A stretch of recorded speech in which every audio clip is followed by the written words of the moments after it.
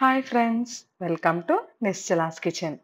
ఈరోజు నిశ్చలాస్ కిచెన్లో ఇంకొక స్పెషల్ కర్రీ, ఉప్పు చేప వంకాయ. ఎలా తయారు చేసుకోవాలో చూసేద్దామా? దీనికోసం నేను ఇక్కడ ఒక అరకిలో వరకు లేత వంకాయలను తీసుకున్నాను. అండ్ 2 పెద్ద ఉల్లిపాయలు, 3 టమాటోలు, 4 పచ్చిమిరపకాయలు ఇలా స్క్రీన్లో చూపిస్తున్న విధంగా రఫ్గా కట్ చేసి ఉంచుకోండి.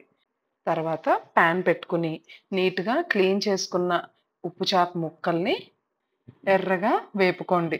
ఒకవేళ మీరు ఇవి వేపేటప్పుడు ఎగ్జాస్ట్ ఫ్యాన్ వేయకపోతే మాత్రం మీ పక్కింటి వాళ్ళ నుంచి కంప్లైంట్ వస్తుంది. సో ఎగ్జాస్ట్ ఫ్యాన్ వేసుకుని దగ్గరుండి ఎర్రగా వేయించుకోవాలి. ఇవి ఇలా ఎర్రగా వేగిన తర్వాత మనం కట్ చేసి ఉంచుకున్న ఉల్లిపాయ ముక్కల్ని వేసి వేపుకోవాలి. ఉల్లిపాయలు కొంచెం వేగిన తర్వాత పచ్చిమిరపకాయలని, ఆ తర్వాత టొమాటో ముక్కల్ని కూడా వేసేసి ఒకసారి బాగా కలుపుకోవాలి. బాగా కలుపుకున్న తర్వాత సిమ్‌లో పెట్టి మూత పెట్టుకొని కుక్ చేసుకోవాలి. ఇవి ఇలా కుక్ అవుతూ ఉండగా మనం వంకాయలు కట్ చేసుకుందాం. ఒక గిన్నెలో ఉప్పేసి ఈ వంకాయ ముక్కల్ని పొడుగు పొడుగు ముక్కలుగా కట్ చేసుకుని ఈ వంకాయ ముక్కలన్నిటిని కూడా ఈ వాటర్‌లో వేసేసుకోవాలి.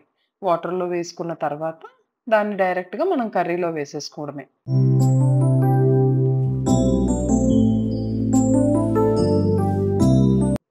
ఇప్పుడు మన వంకాయ ముక్కలు రెడీ అయిపోయాయి కదా! మూత తెరిచి చూస్తే కొంచెం మగ్గాయి. ఇప్పుడు వంకాయ ముక్కలు కూడా వేసుకొని మిగిలిన కూరంతా కుక్ చేసుకోవాలి. చూడండి, కట్ చేసుకున్న వంకాయ ముక్కలన్నీ వేసుకున్న తర్వాత ఒక్కసారి కలుపుకొని అందులో పసుపు, రుచికి సరిపడా ఉప్పు, కారం ఇవి కూడా వేసేసి ఒకసారి బాగా కలుపుకోవాలి. ఉప్పు చేపల్లో ఆల్రెడీ ఉప్పు ఉంటుంది కాబట్టి ఉప్పు చూసి వేసుకోండి. కొంచెం తక్కువే వేసుకుని తర్వాతైనా వేసుకోవచ్చు. ఇవన్నీ కలుపుకున్న తర్వాత ఒక కప్పు వాటర్ వేసుకొని బాగా కలుపుకొని సిమ్‌లో పెట్టుకొని మూత పెట్టుకొని కుక్ చేసుకోండి.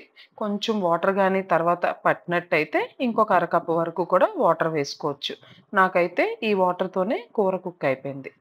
మూత పెట్టినప్పుడు సిమ్‌లో పెట్టడం మాత్రం మర్చిపోకండి. హైలో పెట్టారంటే కూర మాడిపోతుంది. చూడండి, మూత తెరిచి చూసిన తర్వాత మన కర్రీ ఎంత చక్కగా రెడీ అయిపోయిందో.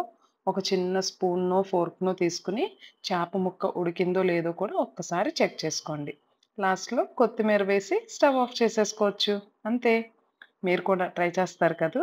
ట్రై చేసి నచ్చినట్లయితే మీ ఫ్రెండ్స్ అండ్ ఫ్యామిలీ మెంబర్స్‌తో షేర్ చేసుకోండి.